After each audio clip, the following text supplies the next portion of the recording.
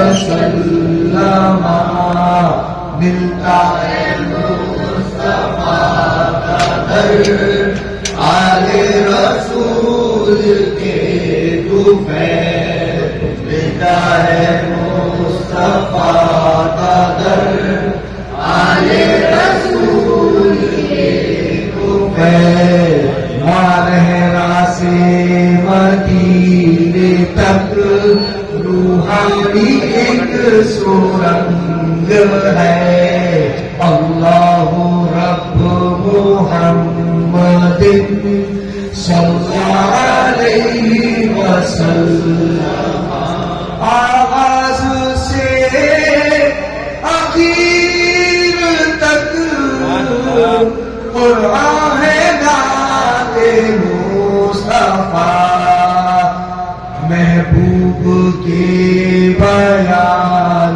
کا محبوب کے بیان کا کیسا انوکھا ڈھنگ ہے اللہ رب محمد صلی علیہ وسلم نظمی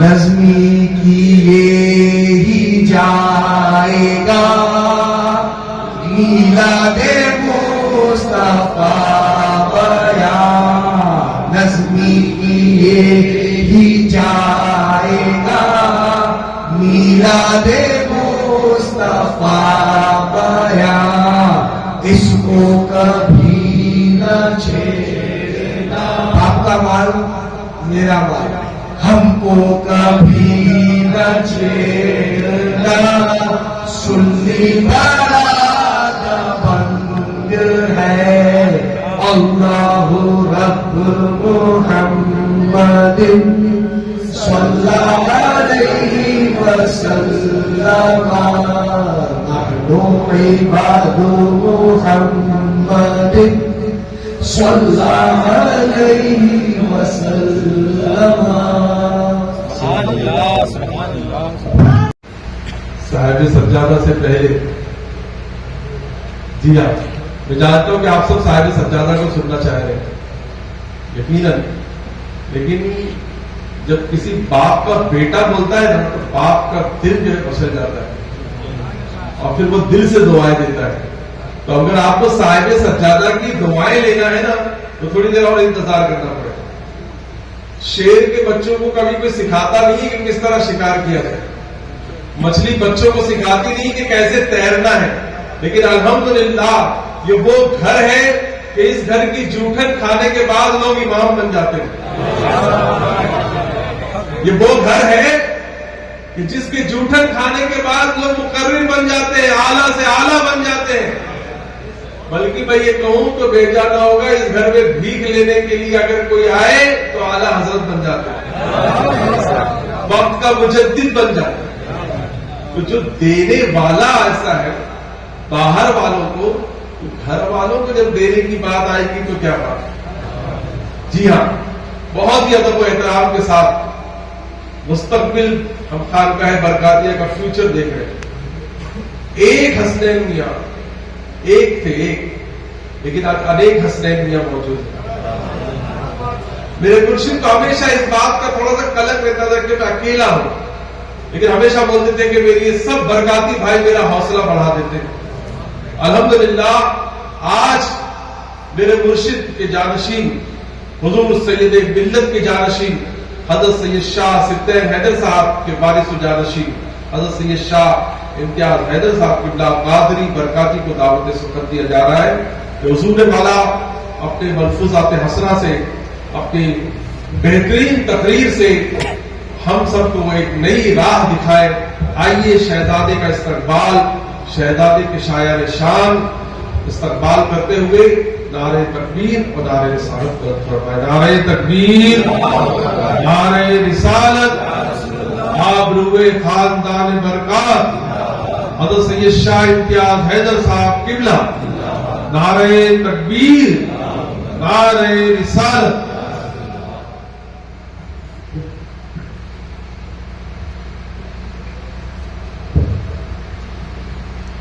نحمده ونصلي ونسلم على حبيبه الكريم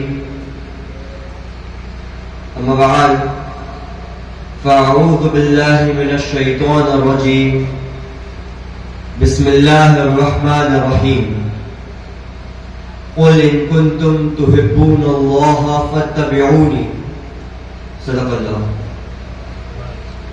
السلام علیکم ورحمۃ اللہ وبرکاتہ. سب سے پہلے میں آپ سب کو خیر مقدم کرتا ہوں کہ آپ سب دور دراز سے اپنے مرشد کے بلائے پر یہاں پر حاضر ہوئے ہیں. آج بھی چند باتیں کروں گا آپ سے اور کوشش کروں گا کہ ایک پیغام دے کر جاؤں. اس سے پہلے آئیے ایک بار مل کر محبت کے ساتھ نبی صلی اللہ علیہ وآلہ وسلم کی بارگاہ میں درود شریف نذرانہ پیش کریں. اللہم صلی علی سیدنا محمد وعلی آل محمد وبارک وسلم. صلاۃ و سلام علیک یا رسول اللہ صلی اللہ تعالی علیہ وآلہ وسلم. محترم سامعین، آج جس موضوع پر میں گفتگو کرنے جا رہا ہوں وہ نہایت اہم اور بابرکت ہے. اس کا عنوان ہے حضرت محمد صلی اللہ علیہ وآلہ وسلم کی اتباع. اسلام ایک مکمل ضابطۂ حیات ہے اور اس کا مرکز و محور حضرت محمد صلی اللہ علیہ وآلہ وسلم کی شخصیت اور تعلیمات ہے. قرآن مجید میں اللہ تعالیٰ نے ہمیں بار بار حضرت محمد صلی اللہ علیہ وآلہ وسلم کی اتباع کا حکم دیا ہے. ارشاد ربی ہے قُلْ إِن كُنتُمْ تُحِبُّونَ اللَّهَ فَاتَّبِعُونِي يُحْبِبْكُمُ اللَّهُ کہ اے نبی فرما دے اگر تم اللہ سے محبت کرتے ہو تو میری پیروی کرو، اللہ تم سے محبت کرے گا. رسول کی زندگی ہمارے لیے ایک عملی نمونہ ہے. ان کی اتباع نہ ہی صرف ہماری دینی ذمہ داری ہے بلکہ ہماری دنیا اور آخرت کی کامیابی کا راستہ بھی ہے. آپ نے اپنے کردار، اخلاق اور عبادت کے ذریعے ہمیں زندگی کے ہر شعبے میں رہنمائی فراہم کی ہے. آپ صلی اللہ علیہ وآلہ وسلم کی اتباع کا مطلب کیا ہے یہ بتاؤں. اس سے قبل ایک بات بتانا چاہتا ہوں. ایک دعویٰ ہوتا ہے اور ایک اس کی دلیل ہوتی ہے. دعویٰ تو کوئی بھی کر سکتا ہے مگر جب تک اس کی صحیح دلیل نہ پیش کی جائے تب تک وہ دعویٰ سچا نہیں ہو سکتا. مثلا کسی نے دعویٰ کیا کورٹ میں کہ فلانا چیز میری ہے. اب ایسا نہیں ہے کہ دعویٰ کر دیا تو جج اس کے حق میں فیصلہ کر دے گا بلکہ جج کا سوال ہوگا اس کی کوئی دلیل دو، کوئی ثبوت یا کوئی دستاویز پیش کرو. اگر پیش کر دیے تو دعوے کو دلیل مل گئی اور فیصلہ اس کے حق میں کر دیا جائے گا. لیکن اگر دلیل نہیں پیش کر پائے تو دعویٰ رد کر دیا جاتا ہے. تو اب جو بھی اللہ کی محبت کا دعویٰ کرتے ہیں ان کے لیے یہ ضروری ہو گیا ہے کہ وہ اپنے اس دعوے کی دلیل بھی پیش کریں. کیونکہ دعویٰ کتنا بھی بڑا کیوں نہ ہو جب تک اس کی صحیح دلیل نہیں پیش کی جائے گی تب تک وہ دعویٰ سچا نہیں ہو سکتا. تو اب اللہ کی محبت کا دعویٰ کرنے والوں کو جو اب دلیل پیش کرنی ہوگی تو اللہ کے فیصلے کے مطابق وہ دلیل اتباع رسول ہے.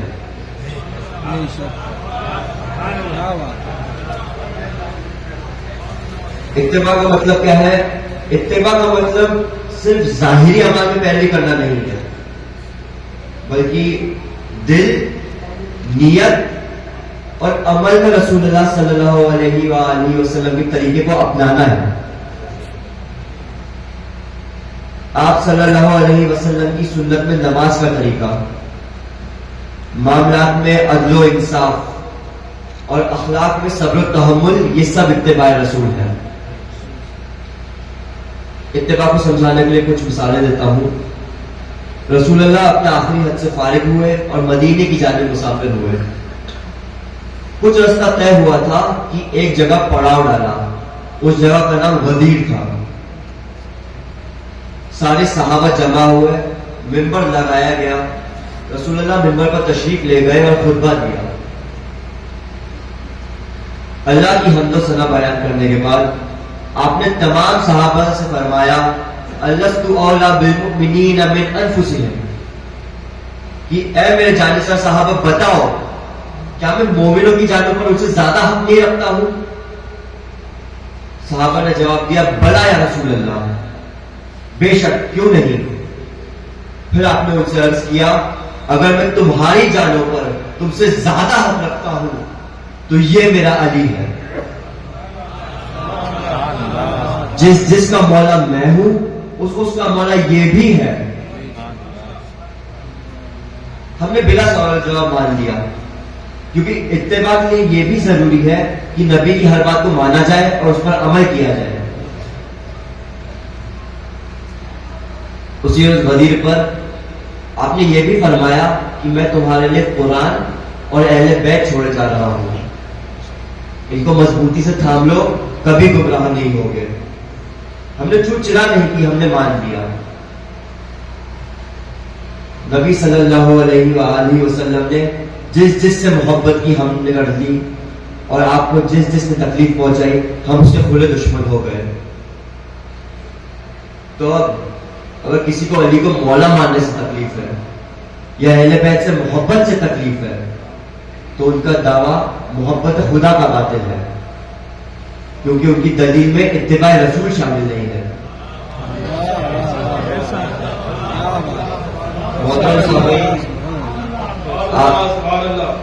آج کے دور میں ہم نے رسول اللہ صلی اللہ علیہ وآلہ وسلم کی سنتوں سے دوری اختیار کر لی ہے. ہمیں چاہیے کہ ہم اپنی زندگیوں کو آپ صلی اللہ علیہ وآلہ وسلم کی تعلیمات کے مطابق ڈھالیں. آپ نے ہمیں علم کی اہمیت بتائی ہے اور اسے حاصل کرنے کے لیے بھی ابھارا ہے. تو ہمیں چاہیے کہ ہم علم کی حصول کے جانب اپنے قدم بڑھائیں, تاکہ جب کوئی فتنہ پھیلانے کے لیے ہمارے سامنے جھوٹی اور گڑی ہوئی باتیں پیش کرے تو ہم تحقیق سے اس کا جواب دے کر فتنے کے سر کو کچل سکیں. یہی رسول اللہ صلی اللہ علیہ وآلہ وسلم کا راستہ ہے جو ہمیں دنیا اور آخرت کا کامیابی دلوائے گا. اور میری آخر میں دعا ہے کہ اللہ تعالیٰ ہم سب کو حضرت محمد صلی اللہ علیہ وآلہ وسلم کی سچی اتباع کی توفیق عطا فرمائے. وعلینا البلاغ المبین. السلام علیکم ورحمۃ اللہ وبرکاتہ. سبحان اللہ.